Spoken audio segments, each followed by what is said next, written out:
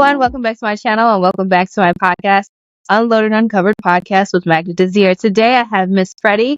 Hi, Miss Freddye. How are you doing? I'm doing well. Thank you for having me. And how are you? Exceptionally well. Thank you for coming. I appreciate you coming and joining me today. Oh, you're welcome. Thanks. So how's life going? Busy. It's busy, but I'd rather have busy than being bored. So between work and then music and family, it keeps me going. So I'm happy about that. I used to get stressed and anxious, but you know what? I just kind of turned that around. I do a lot of praying. I started back to meditating and I feel a lot better. I can think clearly, without having a stroke or a heart attack behind it. So yeah, life's pretty good right now. Yeah, you gotta give me some of that because that anxiety and that worrisome. I know, being young, I shouldn't be too worried, but when you don't know where life is taking you and you're doing this whole thing called life, sometimes that can pop up and creep up and be like, well, what's the next step? So I totally Exactly. I can relate. I can definitely relate. Well, I'm glad that life is doing wonderful for you. Going wonderful. I'm happy to hear that you are back to meditating. What brought you back to meditating? I think just lately, well, within the last several months, I've known people who have passed away for whatever reason, from either cancer or passed away in their sleep. And I used to meditate to calm myself because my anxiety would be up because I've lost loved ones over the last since 2012. People have been just dying. I really kind of didn't pay too much attention to death until I got older. So the last several months, and I said, my anxiety's coming back. I can feel it. And I said, I pray a lot. So within the prayer, I calm myself. I do certain things to reach that meditation level, and it's been working. So now I'm down to once a week, but I pray every day. Oh yeah, prayer is good. Prayer is really good. It definitely helps with releasing whatever it is that's heavy on your shoulder and on your soul and within your spirit, and just to let go and let God handle it. I know God works on God's timing, but me, like I just mentioned before, I'm the type of person who's like, I need to know when you gonna do this, how you gonna do it, and when you gonna Right. you know what I mean? But I think that's very admirable. And I know you're young. You're only 21 plus shipping and handling. So as you got older, how has experience? We all have experienced someone losing someone through death. How has that shaped as you got older? How has that shaped your outlook on life besides prayer and meditation? What really helped too is I'm a nurse. So all my nursing life, I have seen death.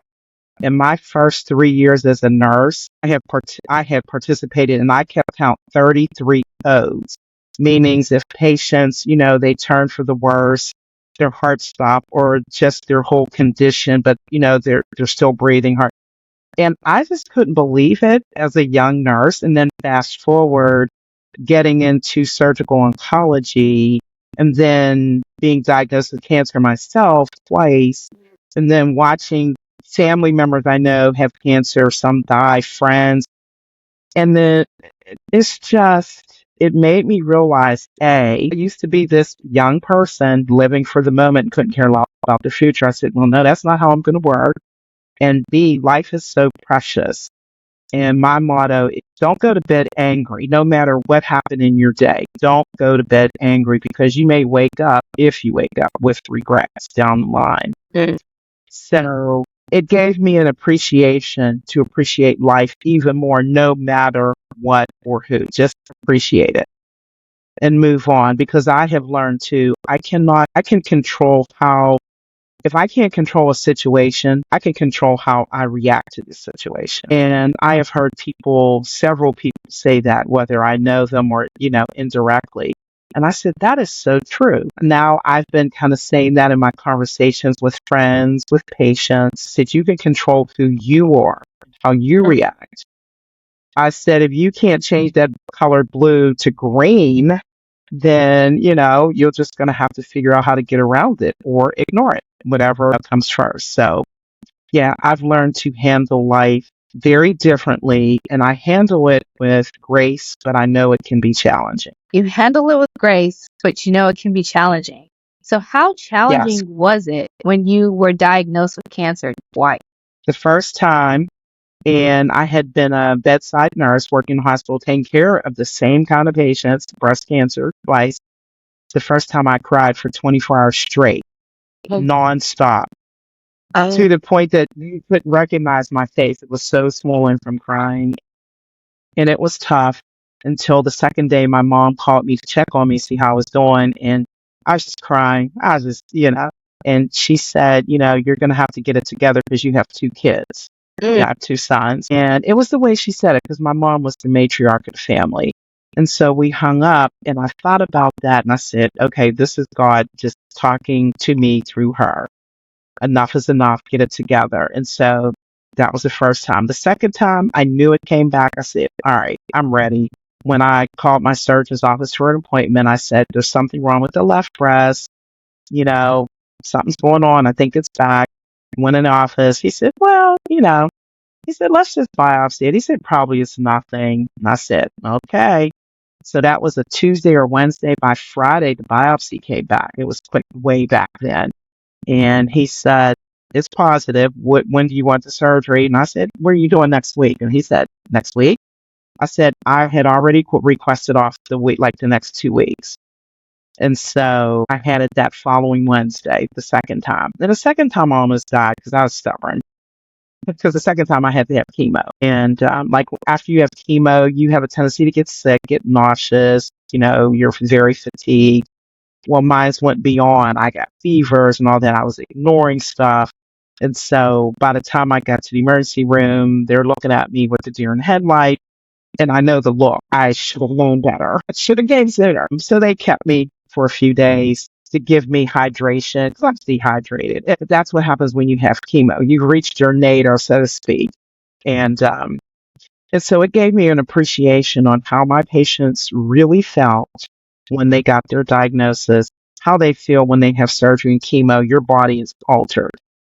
No matter if you've had breast cancer and I've had double mastectomies or if you have surgery inside, your body is still altered. You're never the same, So yeah, that's where that landed me. Wow. I had a previous guest who had a double mastectomy, and she is about to turn 79, and she had a, come to Jesus moment while having cancer. And she talked about how she was at this facility. It was like a top of the line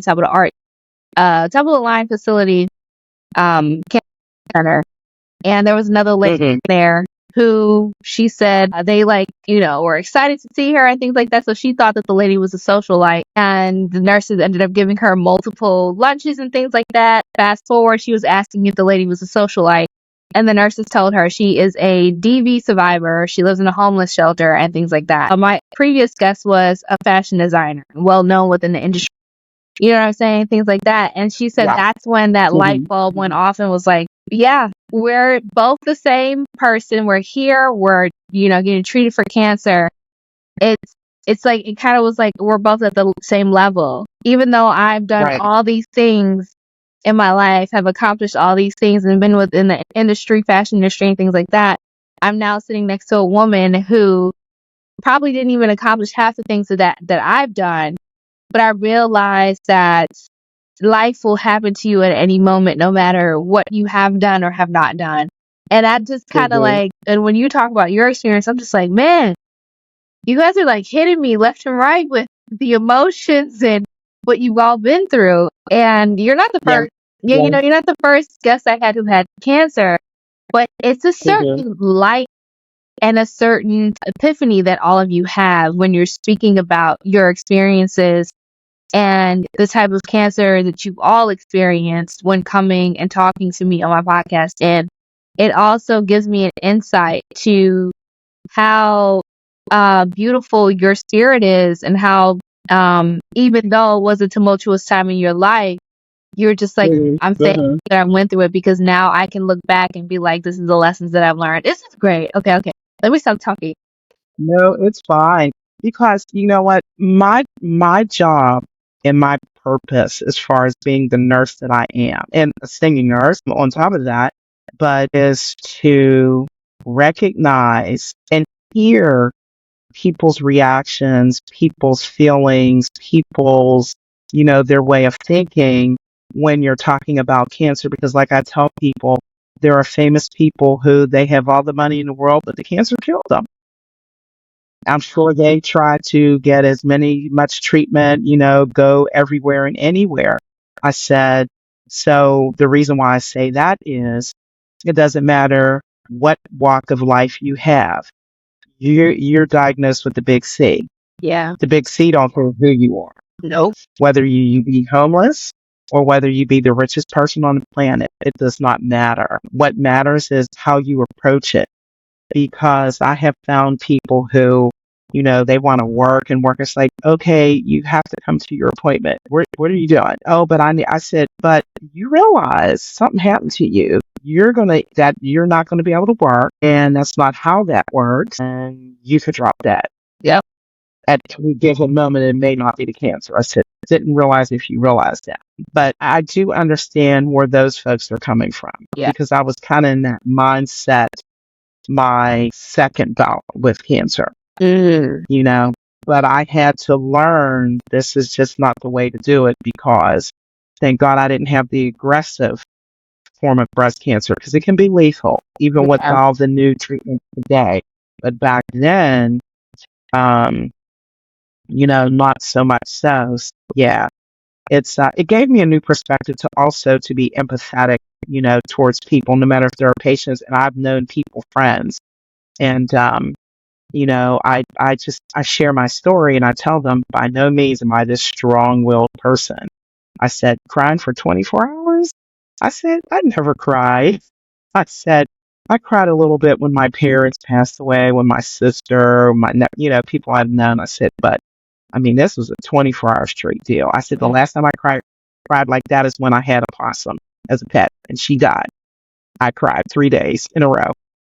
And I remember my mother saying, I hope you cry like that when I die. I'm like, you're not going to die. Little kids saying this. This 9, 10-year-old saying this, so. Oh, that's cute. That's cute. Now, you talked about being a singing nurse. How did you get into singing? I started singing as a kid, just, Okay. Me and a neighborhood friend pretending we were singing in front of crowds of thousands. And then my mom, one Christmas, bought me a pink microphone plastic that was connected to a little pink, it looked like a speaker, and I would pretend to sing. And then at 15, I joined the local church choir, and I had my first solo. It was terrible. I never had singing lessons in my life. I just want everybody to know that. Really? Yes, never. In the church, I think it's just a gift from God. And I bombed that solo at 15, and I said, never again. And so throughout the year, singing church choirs until 96. And I was dating a bass player that they needed a vocalist for their band. And he heard me sing Silent Night to my youngest, who was about 3 or 4 at the time. I was singing Silent Night a cappella. And he's like, I didn't know you could sing. And I said, I didn't know either. He's like, well, we're looking for a singer. And I'm like, huh? I'm like, okay. And he's like, well, why don't you come and audition? I'm like, and I really hesitated because I have stage fright. Like, it's so bad. So bad. Really? So bad. Yeah, I get that. I get that. Yes. And so I went and auditioned, 100-foot cord, microphone cord. So they were in one room. I went in the bathroom, closed the door, turned on the water. I don't know what I sang. It was something blues. And the mentor and the band leader, he liked what he heard, and I got in. And this is where I'm at today, doing my own thing. Yeah, I read. So what's your favorite genre of singing? Like, does that make sense? That question make sense? Yes, it does. Yes, it does. I love singing blues because that's what I sing, but that's not the only genre of music I sing, because I sing gospel and classic rock, some R&B, some soul. Okay. But my favorite is blues. Okay. And how long have you been performing and doing stuff? Since 96. Wow. I joined my first tour in 96, and then in 2002, 2003, I left the band to venture out on my own and do my own thing, form my own band. Yeah. And then after a while, I ended up with 2 bands.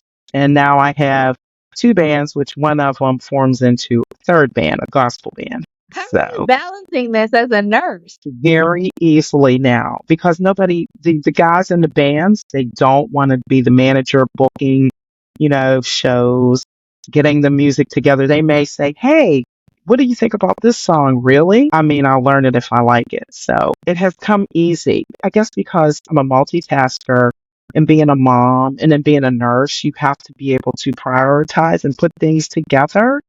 And every year I try to be diplomatic and I ask in a serious note, does anybody want to take over what I want to do? I get the deer in the headline look. They're like, no, you're doing a good job. I said, that's because you all don't want to be bothered with each other's craziness. You don't want to be bothered with, calling each other divas. I said, because that's what you would do. And these are all like people in your band? Yeah, I have 8 guys. The only ones that are the same people in both bands is me and the bass player. So, yeah, they don't want to do it. Well, they're busy too. And I can't see them doing that. I have to arrange what's a good day for everybody to rehearse during the week. Um, I arrange the set list for wherever we sing at. And since I've been going in the studio, I arrange studio time. I figure out, things. The last 2 singles I produced, which I didn't know I, was a producer. So I was like, yeah, you're a producer. So, but it's come easy to me. I'm not saying it's easy to do, but I know what to do. So, yeah. How are these men and they don't want to help? Well, the good thing in my second band, my guitar player in my home cooking band, Mike Houston, he will book shows. He books like maybe 40%, which is good. If the in the blues band, it's all me. I'm doing all the booking, but it's okay. It's okay because I go by my schedule and not their schedule. Because if you try to go by everybody's schedule, it's too much chaos and it gets very frustrating. And I used to do that, and I said, this is not going to work. If I'm not available, the band's not available. And it worked. So, and I booked way in advance. So for next year, I started booking. This is August. I started booking probably like back in May. For next year, I have dates I'm holding and pending, but then I have definite dates. Wow. So The guys aren't going to do that. They live for the moment. They live there. That's way too. is it within where you are, like the state that you're in, or do you travel across the US or across the world? So, most of the shows are here where I live at in the city, north of the city. I've been south of the city. I've been to the eastern part of my state. I've been to Memphis a few times, not necessarily with my band, but to sing with some of the women in blues. I've competed in the International Blues Challenge under the Blues Foundation.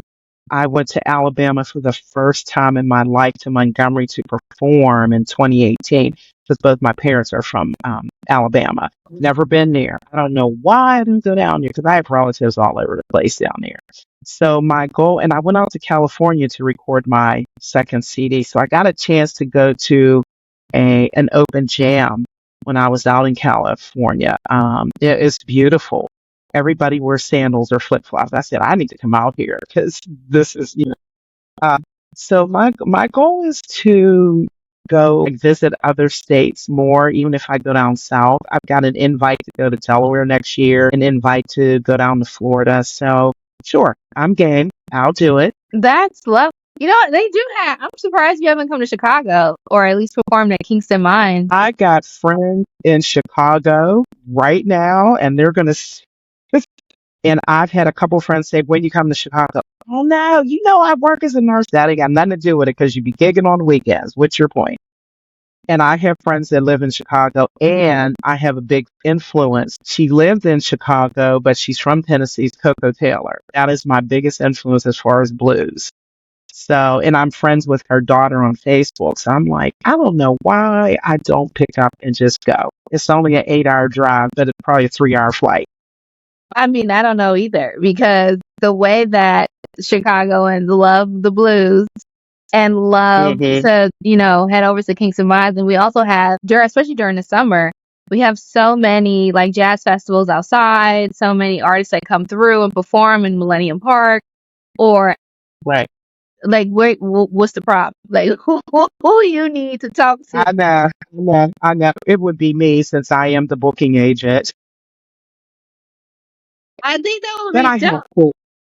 Yeah, yeah. You know what? I've always wanted to just come out there and visit because I noticed there have been a couple of musicians from Chicago who have come to Ohio, and I happen to be in the same place, that they're in, or who have come to, Pennsylvania where I live at. And it's like, I don't know why I don't. I mean, there's nothing really stopping me. Okay. All right. I'll work on that. Yeah, because your babies are grown, right? You're two, Yes, they. they're grown, so you ain't got nothing to worry. Do you have any grandchildren that you gotta watch or anything like that? No, my grandson will be 18 in October. He's fine. What's the hold up? What's the hold up? Yeah, there's no holdup. There's none. It'll be on my list because I do want to, go further than where I've been going. Yeah. I've been north in Pennsylvania, east, the southern part. And you know what? I used to travel to West Virginia a lot, from Morgantown to Beckley to Charleston and in between there. And I've been to DC, to perform. So yeah, I can come to Illinois. You can, and you will. That's not a problem. We're gonna put that Yeah, out there. I've been to Indiana, which is not that far, It the isn't. state of Indiana. Okay. It isn't. It's on my list. Yeah. Okay, good. That's great. I'm glad to hear it. Now, my thing is, which one would you prefer? Like, if you wanted to, if there's one thing that you wanted to do for the rest of your life, what would it be? Be a nurse or a jazz? I mean, is it a jazz singer or a jazz singer? Blues singer. A blues Blues singer. singer. That is very tough because I love both. I really love both. That is so tough. That's why I used to be called the singing nurse. There'll be some patients who like, yeah, my friend told me about you. You're the singing nurse. And I'm like, yeah, and then they'll forget about what's going on with them. They'll just start this conversation about music. And I'm like, you called me about what's going on with you, but you can go on my website if you're interested. So, yeah, it's, I can't decide between the two. I would rather have both. But if I was really, really pressured, probably the. Really? Yeah. You would give up Yep. singing? To be the nurse. Yeah. Why? Um, because I wanted to be a pediatrician growing up. Then I wanted to be a neurosurgeon, but I wanted to get in healthcare. So I ended up becoming a nurse. And I think that is the mark that I can leave and I can show, like, family, whoever wants to get into whatever aspect of healthcare. If you want to be a pharmacist or a bean counter, don't matter, or a nurse or a doctor. Yeah.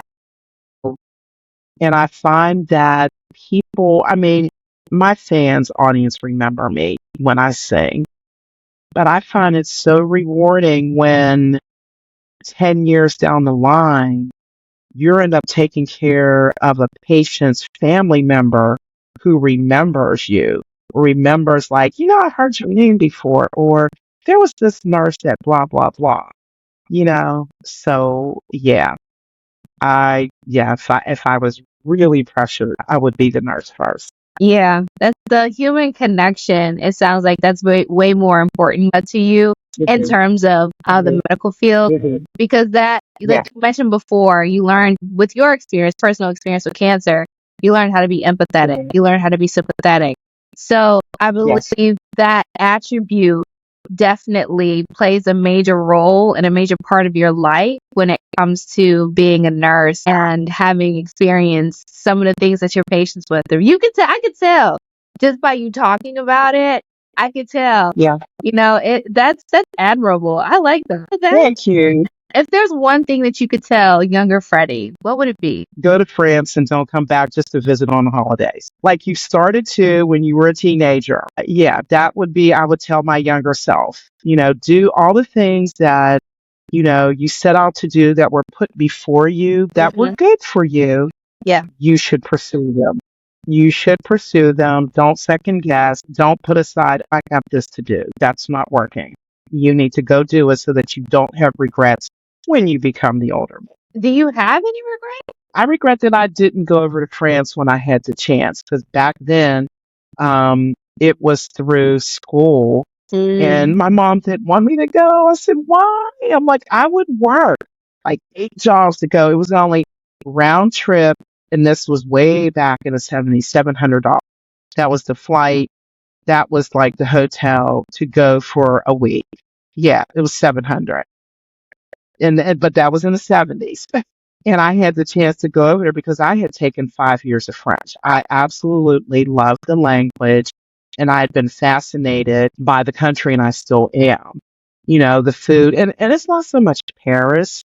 It's like small towns, country towns, farmlands. That's what I like, because I like the peacefulness of, even a smaller city, because you get to know the people, you get to envelop the culture. So yeah, that's actually my goal, to get to France. I can perform over there. I can, not a problem. I bet. But I also would like to just, go and just, get with the language and the people. I think that would be so cool. Really? That's my goal. Mhm. That's awesome. I took French for 4 years, and I'm of Haitian descent. Don't ask me nothing. I will not. I'm horrible at speaking French. To this day, I'm just like, forget it. My mom's like, you Yeah, should speak French. I'm like, no, I don't have time for that. It's not for. yeah, I've already accepted yeah. it. I've like to accepted the fact that I cannot speak French, and it's okay. I understand it, but asking me to speak it, good luck. Right. Right. Good. Unless I think you should. Yeah, definitely go. Definitely go. Have an experience. I don't think I'll ever go to France, but Okay. I think you should. I wouldn't say that it was. It's not. I personally, I wouldn't say it was. It's a regret for you. Look at it as if you haven't accomplished that goal yet. That's how I. Right. You know what I mean? Yeah. You're still Yeah, alive. that's a good way. Yeah. You're Yeah. still That's a good alive. way to put. You're Mhm. alive. Mhm. You're here. So you just Right. haven't checked it off your checklist yet. That's right. And I don't have a bucket list yet. I have a list that, oh, these are things that I need to do. Yeah, that is one, to visit that. If I don't get to visit anywhere else, that would be one place to visit. Yeah. Yeah. Do it. Do it. I'm rooting for you. Do it. You got Thank Illinois you. and you got France. So do I it. got friends. I come to Illinois first. Yes, come to Illinois first and then you can go to France. You can just Okay. leave Illinois and then go straight to France. How about that? Yep. Just make it a whole trip out of it. That was, yeah. I think you just haven't gone yet. So we're just gonna put it out there and say that you have not gone yet and you're on your way there. Right. Are you gonna I retire? like that. Would you retire there? So, you know what? I have to say, lately, people that work in the hospital, I thought you retired. Some patients call, "Oh, I didn't expect you to answer. I thought you were retiring." So here is what's happening. I had applied to barber school last year, and the barber that cuts my hair and my youngest son hair, I had mentioned it to it. He said, "Oh, my mentor owns a school. It's not too far from here in Pittsburgh." And so I applied, and then I talked to him a few months ago, or maybe several months ago, like towards the end of last year. And I told him, and so he said, okay, they only take 8 students at a time, twice a year, November and April. So I'm going to interview in October. If I get in, I'll start in April. I will have to retire from nursing because I've always wanted to be a barber. Always. And people look at me like, wait, you're going to school and then you're starting another career. I said, okay, and I'm Right. not dead. Yeah. Exactly. So this whole, And you I said, regret. it's something totally different, Right. So this whole thing about you regretting going to France, I'm like, you're still alive. You can go now. Yeah. You know what I'm saying? Yep. Open a shop up in France, and then if you want, you can start singing and stuff, and Right. touring France or touring and going on tour there. Yep. Like, I can see it for you. I can see Okay. you living a life out in Europe, just going from country to country, singing blues and any other genre you want to. Go ahead, Miss Freddie. I'm here for it. I will take that. Absolutely. Yeah. So I want to do that because people are shocked that going from a nurse to a barber, and you're like, that's such an extreme. And I said, well, my mother used to cut, the grandsons' hairs, my nephews and my kids. And I used to cut both my kids' hair till my oldest said one day, can I go to a barber now? I'm like, sure you can. So I used to take my kids to the barber shop, and I would sit there for a couple hours watching people who walk in. It's like, oh my God, nothing's going to help. They walk out, they're done. They look totally different, men and women. And I would compliment them and they would smile. And I said, I'm not just saying that so that you come back. I said, you look fantastic. Oh my goodness. I'm like, I know you're going to go out tonight. Some of them are like, I'm getting ready for this wedding. Yeah, I'm going to hang out. I'm like, man, I like to see the outfit that match that haircut. People like that. People like the fact that somebody's paying attention. They like to be complimented. Some people, you might have people, they're shy. I'm like, don't be shy now because that hair, you should have got your hair cut. Because I did tell one guy that he's a nice looking older man. I said, you should have never got a haircut. I said, because now all the women, they're going to be looking at you like, And guys in the barbershop bust out laughing. I'll never forget that. And he was like blushing. It was crazy. Brown skin, nice little older man. He was blushing. It was funny as heck. And I told him, I said, I'm serious. I said, I want to be a barber. So I want to make, like if I could cut your hair, but this was years ago when both my kids were like young.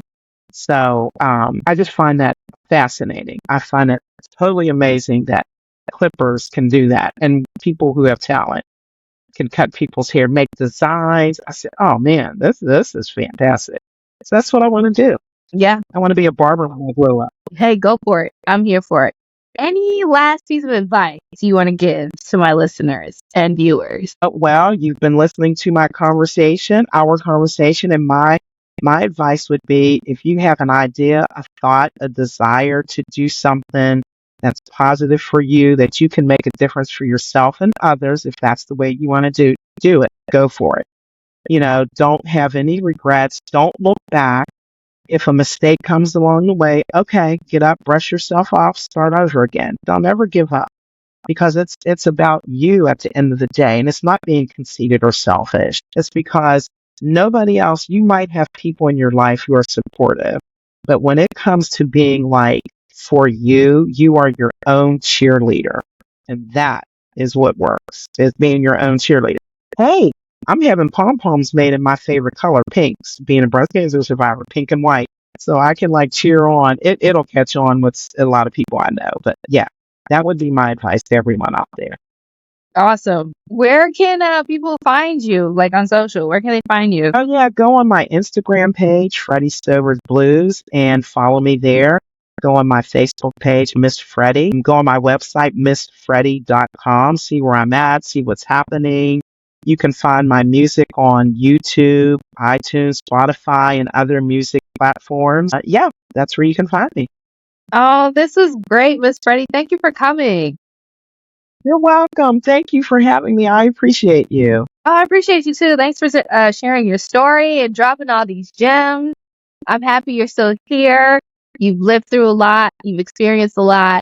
But I really want you to go forth to France and come to Illinois and to live your best life as the amazing barber that you will be. Thank you. I will, by God's grace, as long as I'm still on this earth. Absolutely. You Absolutely. will. You will. All right, ladies and gentlemen, this is the end of the episode. I want to thank you all for tuning in, listening, and viewing. Don't forget to subscribe to my channel. Follow me or follow the podcast on Instagram, Unloaded Uncovered Podcast. Find us on Facebook, Unloaded Uncovered. And I will see you all next week with a brand new episode. Thank you all and have a great weekend. Bye.